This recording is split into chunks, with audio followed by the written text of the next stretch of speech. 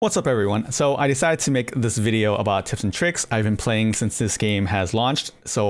And I still see people not doing certain things, which I feel like would be very helpful if they knew that this existed. So first tip is every week there's an event. It's incredible rewards. It cycles between 3 different events. And what these events do is basically there's double Shadow City, there's double bounties, and there's double, I think, boss crusade or whatever, right? Right now we're on double bounties, but most important one is probably double bounties or double Shadow City. I'll explain what the crusade one is. So crusade is if you're in a guild and you get top 50 in crusade, then you get rewards, and basically these rewards are doubled up. So right here, depending on your rank, right, I get 818 workshop tokens. It'd be double up on double crusades, and double up on the faith gems. So this one is not as important, although workshop tokens and faith gems are pretty valuable. Out of the 3 events, this is probably the least important one. The Shadow City, I would argue, is probably one of the most important ones. I think the other one's more important, but Shadow City is pretty important too. What's so good about Shadow City is that all the rewards you get is double. Everything you buy in the shop is double except for items, okay? Or except for gear, not items. And why this is so important, right, is that when you stay at a mystery shop, if you look at a mystery shop here, all this stuff, except for the necklace, except for gear, is doubled up, right? So it'll show you as doubled. Like right now, the 30 will say 60, and it'll cost the same amount. So normally, what people normally do is only during double Shadow City, if it's workshop tokens, they buy it, okay? If your account is fairly new and you see double engraves, that's 40% off, I would probably buy that if you don't need it. Oh, you probably need it if your account is new. But if your account is relatively advanced like mine, then I probably don't need to buy it. So usually the only thing I really buy here is workshop tokens on double Shadow City only. And the best part about Shadow City is this shop here, if you leave it here and the event doesn't end the next day, and like, because Shadow City is every 2 days, so if you stop at a shop on day 1, on day 2 this shop will reset and refresh into a new set of items, even if you bought items from this shop. Okay, not specifically this shop, but like, you know, I think there's 2 mystery shops in Shadow City. I just like stopping on one on the 3rd floor. But like a normal shop, right? You know how these items refresh every day? The Shadow City shop also refreshes every day. So the dream would be, oh my God. The dream would be, first time you get by a shop. Actually, no, the dream would be if you go on floor 2 and you go to the first shop, it's all workshop tokens during double Shadow City. You buy them all out. You go to the 3rd floor, you open up this shop, it's all workshop tokens. You buy that out, and then you wait for the day to reset, and it's all workshop tokens. That's the dream. It never happens. I've never heard any story of it happening. The most I've read was that someone had a shop full of workshop tokens that's not on double Shadow City time, so that was kind of painful. But yeah, so that's double Shadow City. The second double thing is, the best I think double thing is double bounties. What double bounties is the bounty rewards you get are doubled. Okay, so that's basically like the cash items, the gems, the bee fragments, like all that stuff. What you don't want is to waste the double bounties on fragment tokens, on cash, on like 3 or 4 star bounty missions. Okay.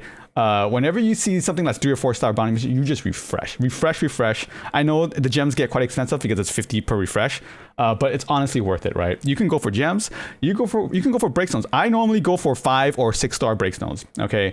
And you can't get 5 or 6 stars of these missions until I think you're like bounty level 5, 6, or 7 or something like that. But I'm like max level bounty, so that's why I'm seeing these 6 and 7 stars more frequently, or 5 and 6 stars more frequently. So, and the reason why I'm going for breakstones is, well, first of all, if your account is still fairly new, getting breakstones is kind of hard. So breaking that 240 wall takes a bit of time, which is why double bounties and fishing for breakstones during bounties is so important. But even then, after you break the 240 wall, right, like the next wall is going to be EXP and cash, and then breakstones again. Okay, you're going to get so much cash and EXP, but you're not going to have enough breakstones, because if you look at the chapters, I'm on chapter 43 right now, and you look at the rewards you get a bunch of cash per minute, a bunch of soda cans per minute, and a bunch of EXP per minute, even though the EXP doesn't matter because I'm max level 200, but the EXP, the soda cans are kind of important, right? I get about, it looks like 36 million EXP a day, but you get 3,000 breakstones a day. 3,000 breakstones a day. That's not a lot of breakstones, okay? And how much does it take for me to actually get 1 level? It takes me 45,000 breakstones to get 1 level. So basically that's 15 days of idling just from idling breakstones. That's a lot of days for one level. Okay, now I know I can get EXP cans. EXP, it takes like 1.2 billion for me to get a level, but that's not honestly too hard because EXP cans come and go really, really fast. But breakstones, if you look at this, 24 hours of breakstones gives me 1,200 breakstones. 24 hours. This is less than the idling rewards, like way less, right? So it's honestly way better to either just get breakstones, because this is basically worth more than 24 hours of breakstones, or gems.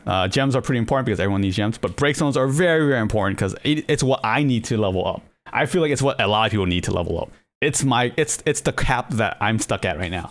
So if I had a lot of breakstones, I could just like skyrocket in levels, but I cannot. So this is what I'm getting. Also, one more thing.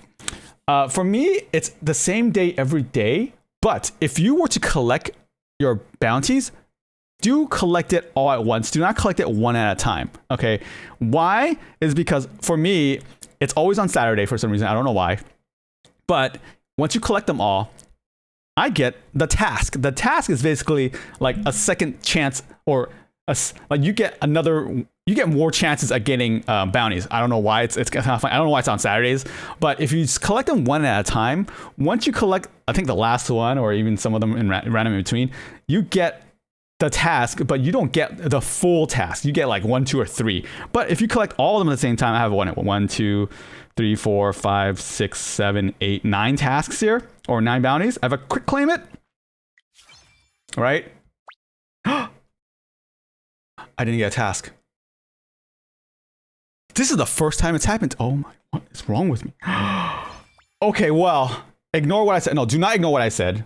I don't know why it didn't show up, but usually I get the second set of bounties. And usually the second set of bounties, they all come as one list if you collect them all at the same time. This was such a bad example. Either way, believe me, it's probably gonna pop up tomorrow. Collect all your bounties at once and ignore what I just showed you, because that's a pretty bad example. Either way, next tip. Oh, that was not even a great tip. Either way, next tip, fighting hard. Can you see it? Let me just remove my camera for it. I would level up power, or fight a conqueror and vicious first. Basically, these are the powers and assassins fighters, right? These are two of the most important ones, because most of this game revolves around damage. Your tank doesn't matter as much. Your support and your balance doesn't matter as much. Well, all that matters is how much damage you do against, chapters, bosses, whatever, right? Like, the more damage you do, the higher score you get, and the better reward you get. The more damage you do, the farther you can push, and the more reward you get. Everything revolves around rewards. Honestly, I should probably pump it into the tanks. Honestly, I should really pump it into the tanks, honestly. I have a lot of faith in just sitting here that I'm just waiting to pump into assassins and attack, but it doesn't really matter right now, since, let me just leave it here, because it costs about 8,000 per 10 levels right now, so I'm just gonna pump that up to 42. All right, so yes, pump these up to attack, pump the attack up to max as you can, pump the assassin up to max as you can. Your tanks get last priority, or your tanks, your support, and your balance gets last priority. And I usually, the breakpoints of what I stop at is at the 2s and the 7s. Because at the 2s, you get the percentage upgrades, and at the 20, let's say it just went from 27 to 28, you get right here, it says what? You get the raw stat upgrades, which is like a flat value. The percentage values is always higher than the flat value. So that's why I always stop at the 27s and the 22s.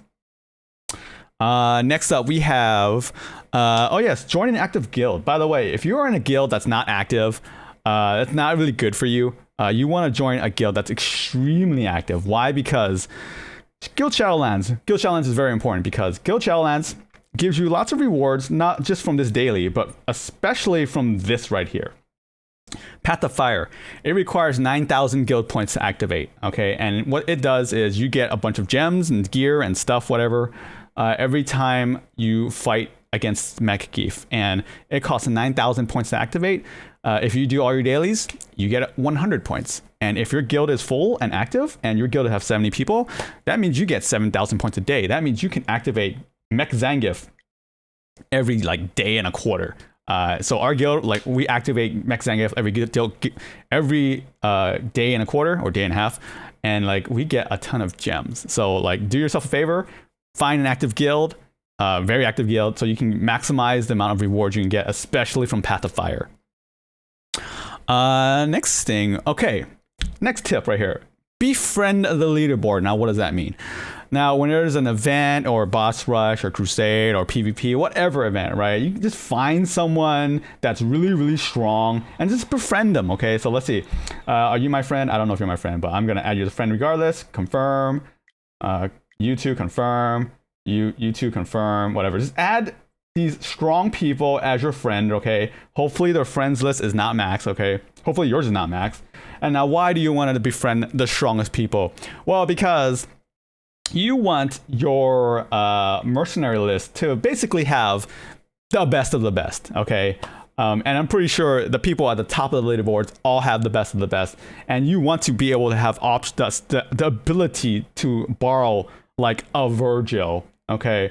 Or, you know, a Pharaoh Sagat, right? Or like, you know, a Dante if you need, right? Or maybe like a trendy Dalsum. Like all these units that are kind of rare and hard to find, the best of the best will most likely have it. So you definitely want to befriend the leaderboard. Speaking of having these units that are hard to get, what you want to do is once you befriend the people in those leaderboards, you want to definitely borrow the new Vega. Okay, this character is so busted, but this character will help you progress so well. Now, why do you want this character? Specifically, this character right now is so good. Okay, before this character existed, this wasn't as important, but I feel like because this character exists, it's very important. Once you have this character as your mercenary, what you want to do, go to your Guild Shadowlands, okay, and just use this character and get as far as you can with this character, because this Vega right now is pushing way faster and harder than Fire Adon, okay? And this character is so strong. It made me go like it gave me like 5 more billion on top of like 5 billion. I know. Okay, so do that once, and just raid forever. Just raid, because you're not gonna get a higher score after using Vega, honestly, okay? And raid does not unlock until you're VIP level 6, so I'm gonna assume people are at least VIP level 6 and have this option. But once you do that, okay? Path of Fire, you know, find some character that you're missing that will help you score up on Path of Fire, whether it's gonna be Flame Chun-Li or Fire Adon, Vega, or even a Pharaoh Sagat, which is one I'm using, right? It's a hidden tech that I have not revealed yet. But this is definitely doing way more damage than my Fire Adon, which I'm still testing out to see what the optimal way is of using Pharaoh Sagat. But either way, find your best unit that can help you push in Path of Fire and Trial of Blood, and just raid for days, because all you need is that one run.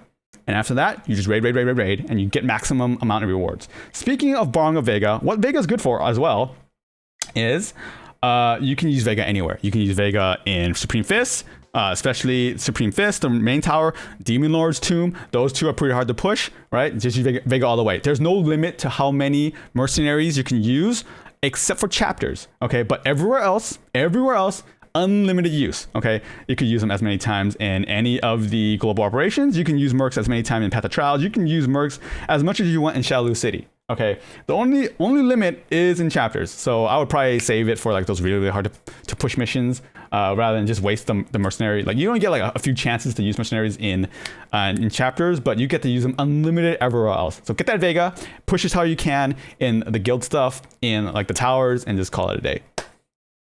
Another tip here, first div. Now, I'm pretty sure most of us has gone past the first div already, but when you unlock divinations, whether through spending money or completing chapter 2040 or 1540 or whatever it unlocks, your first divination draw will always be the unit that's on the screen. So you better make sure it's Bison or whoever you really need, right?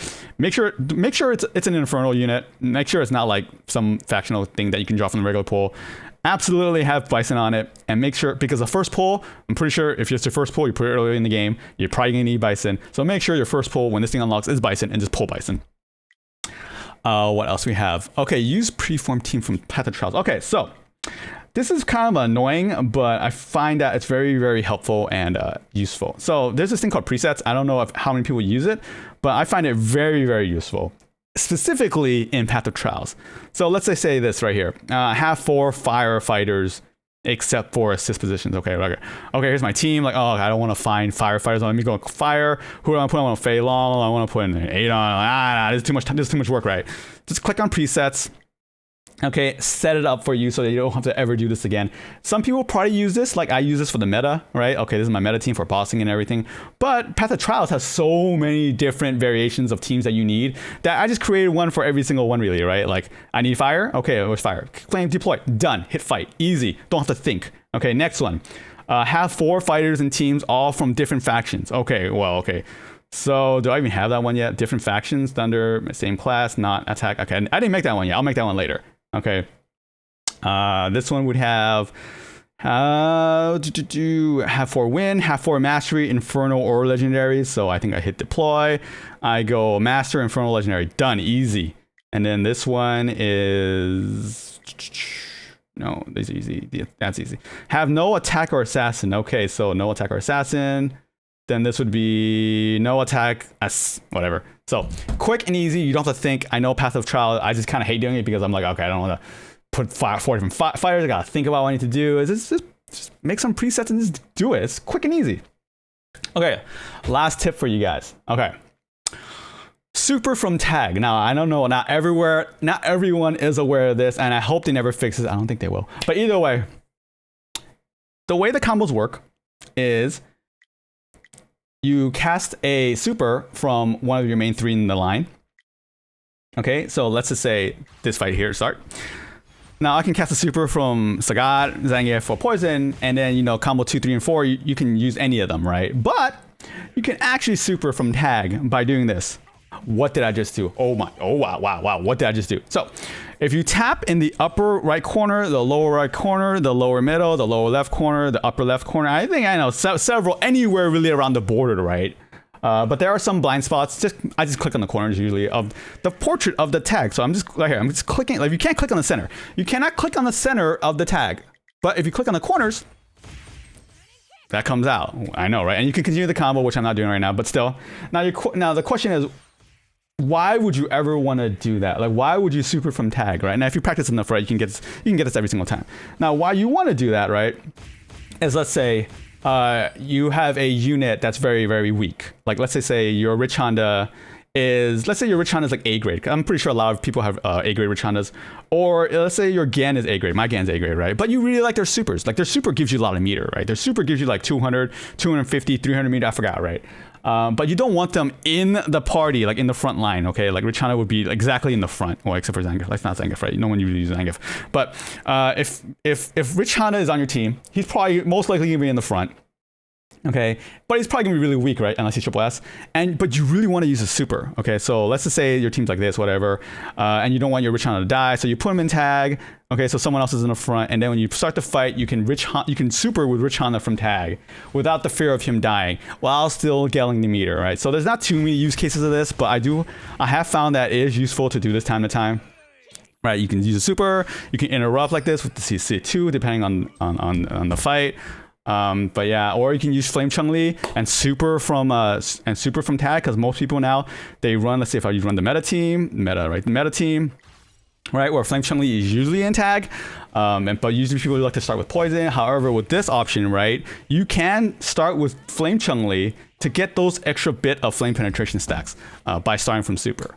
But yeah, there's not too many instances where I see myself using super from tag, but it is helpful in some cases. For example, Summer Elena in tag is not that bad either, although she does come out from tag regardless. Rich Honda, again, Flame Chun-Li. So those are a couple of examples of why you would want to super from tag. But yes, don't let anyone know about this, even though I'm totally putting this on YouTube. I hope they don't fix it. It's awesome. But yeah, that's all the tips I have for today. I hope you guys found it useful, and I'll see you guys later.